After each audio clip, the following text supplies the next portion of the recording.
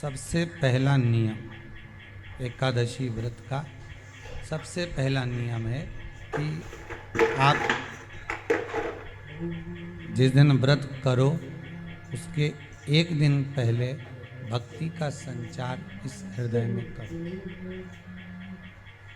भक्ति का संचार इस हृदय में कर लीजिए। जिस दिन आप व्रत करो, जैसे एकादशी का व्रत कर रहे हो तो दशमी के दिन शाम का समय जब आवे, रात्रि जब होने लगे, शाम का समय आवे और रात्रि का आप जब भोजन ग्रहण करो तो उस भोजन में कोई ऐसा पदार्थ ग्रहण मत करिए जिस पदार्थ के कारण आपकी एकादशी बिगड़ जाए।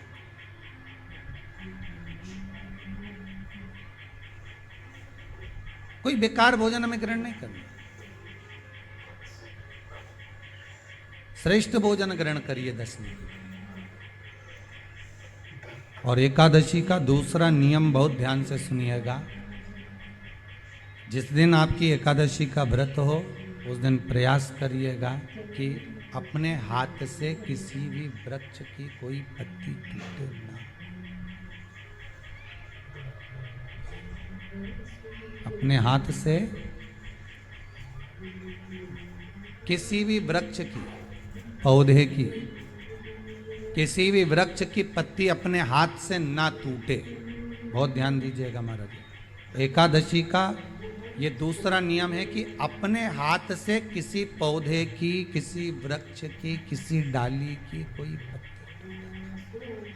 कोई पत्ती ना टूटे, इसका प्रयास करिए।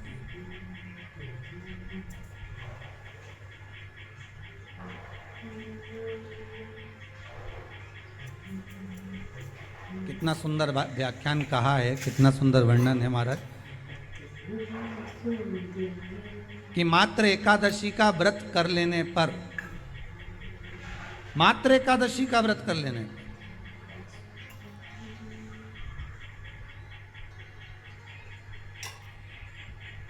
जो पूर्व में किया गया हमारा पाप कर्म है, हमने किसी जीव की हत्या करी है, हमने किसी को कष्ट प्रदान करा है, हमने किसी को अपशब्द कहा है, हमने किसी को ताने दिए, हमने किसी को आड़ा टेढ़ा कहा है, हमने किसी को गालियाँ दे दी है, मात्र एकादशी का व्रत ही कर लेने पर ये सारे जो दोष हैं वो समाप्त हो गए।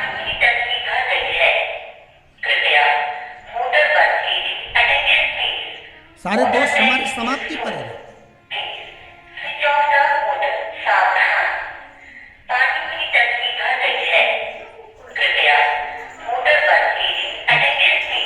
विचार करिएगा, थोड़ा सा अपने मन में, अपने चित्त में, अपनी वृत्ति में एक बात उतारिएगा। एक अपने मन में एक बात को उतार कर रखिएगा कि आप अपने पाप को, अपने पाप कर्म को जिस दिन क्षीण करने वाले हो, समाप्त करने वाले हो, अपने पाप को आप जिस दिन समाप्ति पर लेकर जा रहे हो तो उसके एक दिन पहले आपको प्रसन्नता होना चाहिए कि नहीं होना चाहिए कि कल मेरा पाप कटने वाला है, कल मेरा पाप समाप्त होने वाला है। जो मैंने पाप कर्म करा है वो समाप्त होगा, जो मैंने पाप कर्म करा है वो कल समाप्त हो जाएगा। तो एक दिन पहले आपके चेहरे पर प्रसन्नता हो कि ना हो?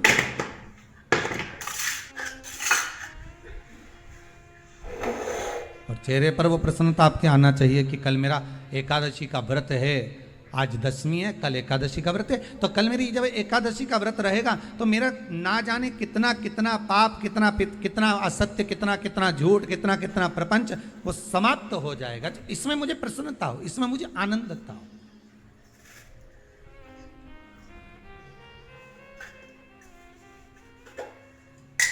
तो क्या कहा गया कि प्रयास करिएगा कि एकादशी के दिन कोई वृक्ष की, कोई डाली की, कोई कोपल की कोई पत्ती ना तोड़ी जाए।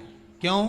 तो कहा अगर उस पत्ती को हम तोड़ देते हैं, वृक्ष की पत्ती को या क्यारे में लगी हुई कोई डाली की पत्ती को हम तोड़ देते हैं तो एकादशी का पुण्य फल प्राप्त नहीं होता, एकादशी का कोई फल हमारे खाते में नहीं जाता, पुण्य फल प्राप्त। अब फिर भले तुम चाहे तुमने मोरधन खाया हो, चाहे तुमने फिर चिप्स खाई हो, चाहे तुमने फिर व्रत का कितना ही सामान खा गए हो और तुमने सोचा कि आज मेरी एकादशी है, तो फिर उसका कोई फल प्राप्त नहीं है, उसका कोई सुख प्राप्त नहीं है आपको, फिर उसका कोई आनंद प्राप्त नहीं है आपको, फिर उसमें कोई आनंद की अनुभूति आपको नहीं मिल रही।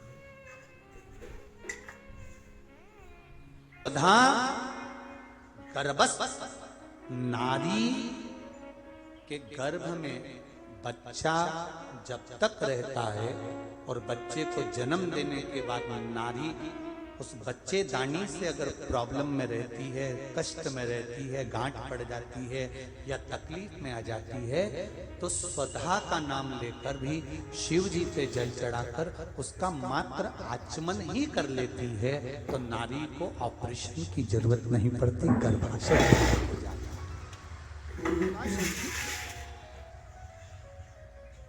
स्वधा नाम कोई साधारण सा नाम नहीं है, स्त्रियों के लिए, पुरुषों के लिए।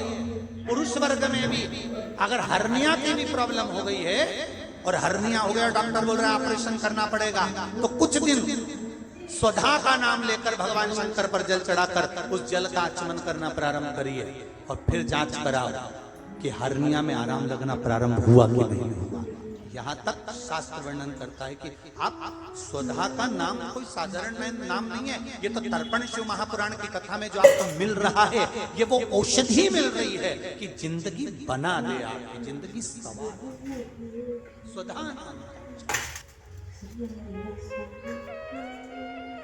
एक बार सब प्रेम से फिर से बोलिए, हम सुनना चाहते हैं तुम सही बोल रहे हो कि गलत बोल रहे हो। स्वधा आधा सा है, फिर और फिर धा आखिरी मात्र स्वधा। ये कोई दक्ष प्रजापति की बेटी स्वधा का विवाह पितरों के साथ कर दिया। पितरों का काम केवल एक है, शरीर का निर्माण करना। भगवान आत्मा देता है, शरीर का निर्माण पितृ करते हैं, स्वधा उसको संभालती है, संभालने। और एक बात और याद रखिए जरा, बहुत स्मरण रहे, जिस नारी का बच्चा जन्म लेता है, 2-3 महीना रहता है और मर जाता है, चाहे गर्भ में धड़कन नहीं आती, श्वास नहीं आती, या उसका शरीर डॉक्टर कह देते हैं कि ये हो सकता है माइंड पर असर हो, विकलांग हो या ऐसा हो, उस समय पर भी स्वधा माता का स्मरण करना चाहिए। दक्ष प्रजापति की बेटी स्वधा, पितरों की धर्म पत्नी स्वधा का स्मरण कर कर अगर जल का आचमन किया जाए, शिव जी पे चढ़ा हुआ पानी आचमन किया जाए, तो गर्भ में जो बच्चा होगा उसकी धड़कन वापिस मेरी स्वधा माता लेकर आ सकती है, ये निश्चित है।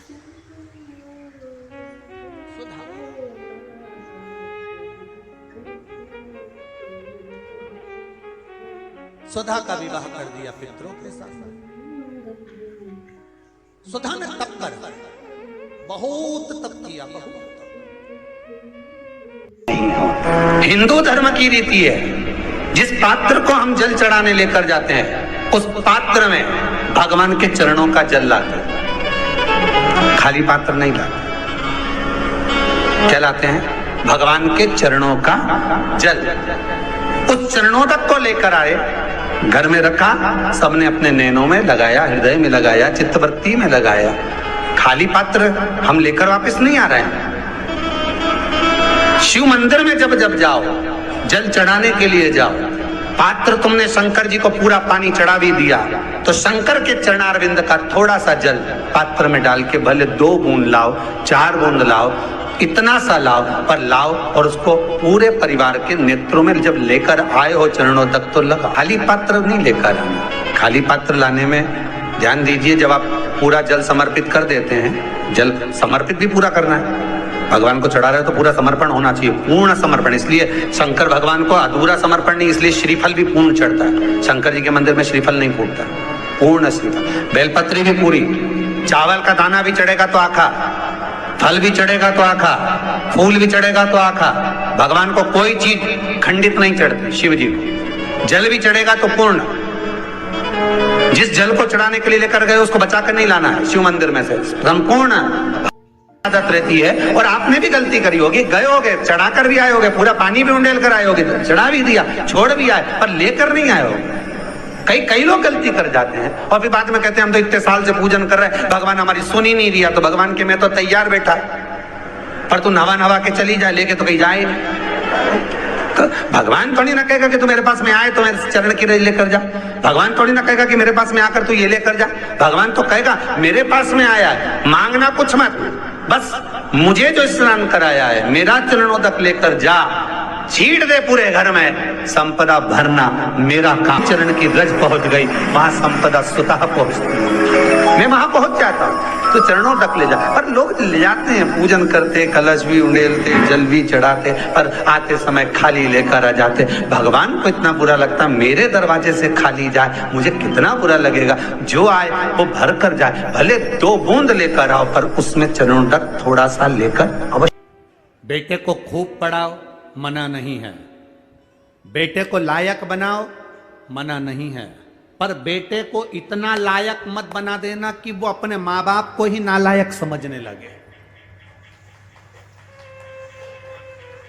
बेटे को लायक बनाना, पढ़ाना, खूब पढ़ाना, पर बेटे को इतना लायक मत बना देना कि जिस मां ने उसको समझाया, जिस पिता ने उसकी एजुकेशन पर खर्च करा, जिस मां ने उसको पढ़ाया, जिस पिता ने अपनी नौकरी कर कर रुपया बचा कर अच्छे कॉलेज में भेजा, जिस मां ने उसके कपड़े, उसका पहनावा, उसका रहन सहन, जिस मां ने उसको बना कर भोजन खिलाया, जिस पिता ने अपनी पूरी जिंदगी बेटे को एजुकेशन देने में, पढ़ाने में, आगे बढ़ाने में लगा दी, एक दिन बेटा अपने माँ बाप को नालायक समझे, इतना लायक मत बनाना। बेटों को लायक बनाओ, बच्चों को लायक बनाओ, पढ़ाओ, खूब पढ़ाओ, और संस्कार देकर पढ़ाना। जो बच्चे संस्कार लेकर नहीं पढ़ते, पढ़ते तो हैं पर उनमें संस्कार नहीं होते, तो एक दिन माता पिता को वो नालायक समझने लगते हैं। हमारे मम्मी पापा में तो अकल नहीं है, हमारे पापा तो हर कुछ के देते हैं, हमारी मम्मी तो हर कुछ बोल देती है, हमारी माँ में तो अकल नहीं है, हमारे पिताजी में तो अकल नहीं है। जब तुम्हारे बच्चे तुम्हारे मुंह पर कह दें कि तुम में अकल नहीं, तुम चुप बैठी रहो, तुम में अकल नहीं, तुम चुप रहो, जब तुम्हारे घर के बच्चे बोलने लगे ये शब्द, समझ लेना कि तुमने बेटों को लायक तो बनाया पर संस्कार देकर लायक नहीं बनाया, इसलिए वो तुम्हें नालायक समझ रहे हैं।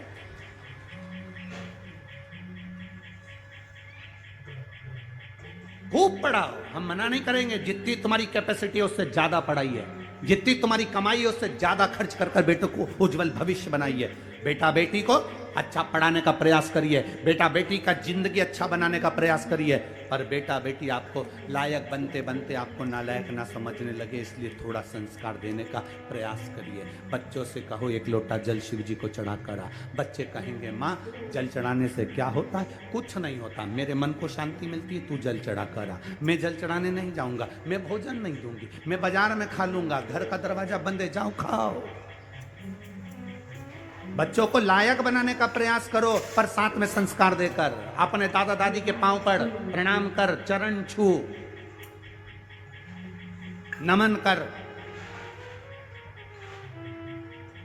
एक दिन बेटा चरण नहीं छूता, दूसरे दिन मामी नाना घर के बच्चे माता पिता कह देते कोई बात नहीं कल छू लेगा, हो गया ना, आज नहीं छुआ ना, कल छू लेगा, कल फिर नहीं छुआ, परसों छू लेगा, ना चरण छू।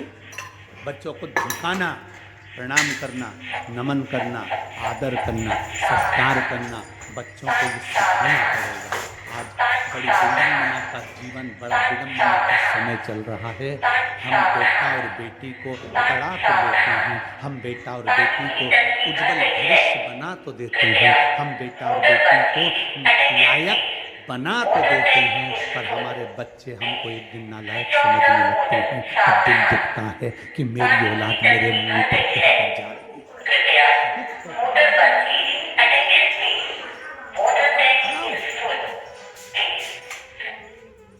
कलेक्टर बनाओ, एसपी बनाओ, टीआई बनाओ, तुम्हारी मर्जी पड़े, मंत्री बनाओ, संतरी बनाओ, कलंतरी बनाओ, तुम्हारी मर्जी पड़े, तुम जो बनाओ, पर उनकी वाणी पर तुम्हारा आदर होना चाहिए।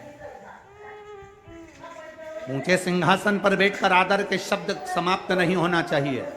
उनकी वाणी में तुम्हारा सम्मान होना चाहिए, उनकी वाणी में तुम्हारा आदर होना चाहिए, तुम्हारा सत्कार होना चाहिए।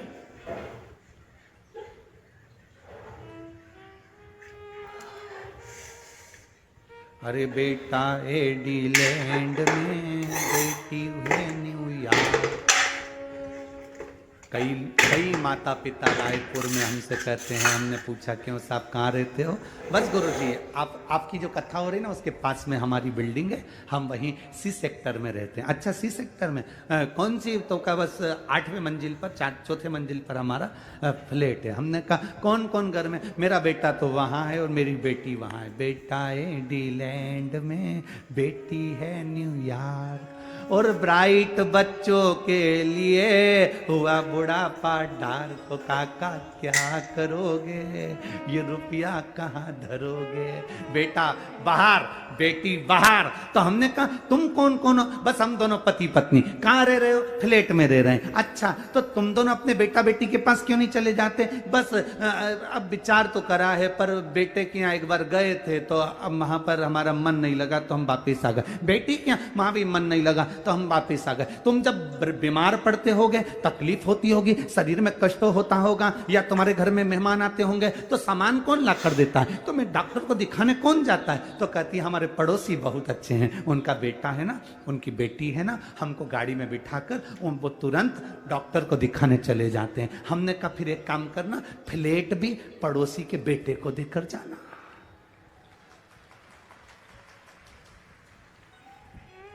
मरने के समय पर बूढ़े माँ बाप को डॉक्टर को दिखाने पड़ोसी के बच्चे जा रहे हैं। सब्जी पड़ोसी के बच्चे लाकर दे रहा है, देखरेख पड़ोसी के बच्चे कर रहे हैं। तो मकान की देखरेख तुम कर रहे हो किसके लिए?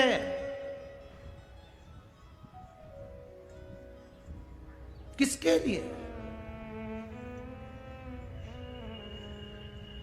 आसक्ति नहीं जा रही।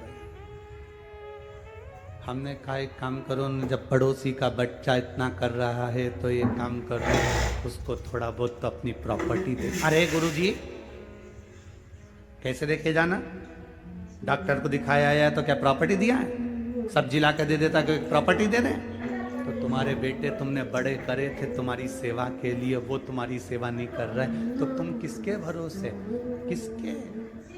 अखबारों में देखो, अखबारों में जरा पढ़ना, कभी पुराना कई जगह का आपको मिलेगा। बुढ़ा बुढ़ी मर गए, बेटों को सूचना दे दी कि आ जाओ अंतिम संस्कार करने, तो कहते हैं ऑनलाइन करा देना। बाद में जब मर गए, अंतिम संस्कार भी मोहल्ले के लोगों ने कर दिया, तब बेटा बेटी आए, जमीन जायदाद बेच के पैसा लेके चले गए, पर माँ बाप का पिंडदान तक नहीं करा। ये जीवन है मानव का। किसके लिए जी रहे? हम किसके लिए अपनी जिंदगी जी रहे हैं? अरे बेटा एडीलैंड में, बेटी है न्यूयॉर्क। और ब्राइट बच्चों के लिए हुआ बुढ़ापा डाल, ओ काका क्या करोगे? ये रुपया कहाँ धरोगे?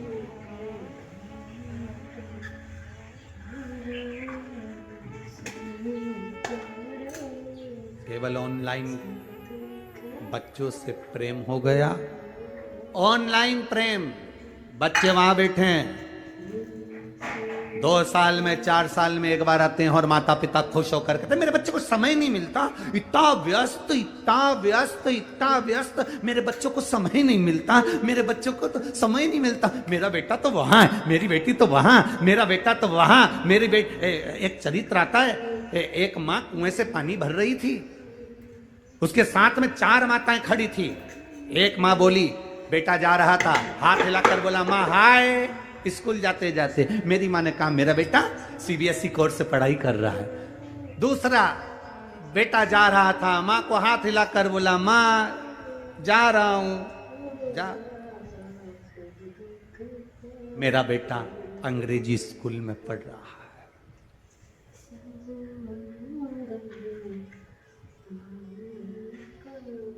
एक माँ का बेटा जा रहा था, माँ बाल्टी उठाकर ले जा रही थी। बेटे ने कहा रुक माँ, पहले मैं बाल्टी घर रख कर आता हूँ फिर जाऊंगा। माँ कहती है मेरा बेटा सरकारी स्कूल में पढ़ रहा है। ये मेरा बेटा है जो सरकारी स्कूल में पढ़ रहा है। अंग्रेजी स्कूल में पढ़ाओ, सीबीएसई कोर्स से पढ़ाओ, एक से बढ़कर एक स्कूल में पढ़ाओ, पर अपने बच्चों को संस्कारवान बनाने का जवाबदारी तुम्हारी है। क्या करोगे बाद में? क्या करोगे?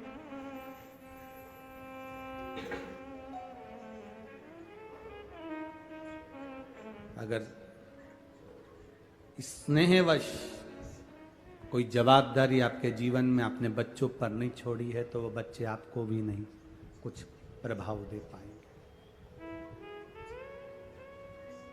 दीजिए।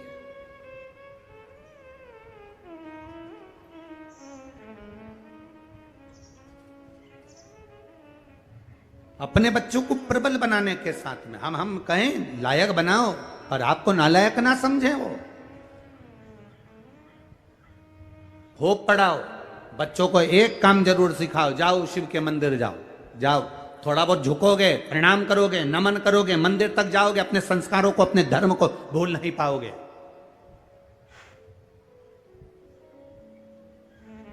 जिस बेटे को भगवान ब्रह्मा जी ने वर दे दिया, जिस बेटे को सब कुछ दे दिया, ब्रह्मा जी प्रसन्न होकर मेरा बेटा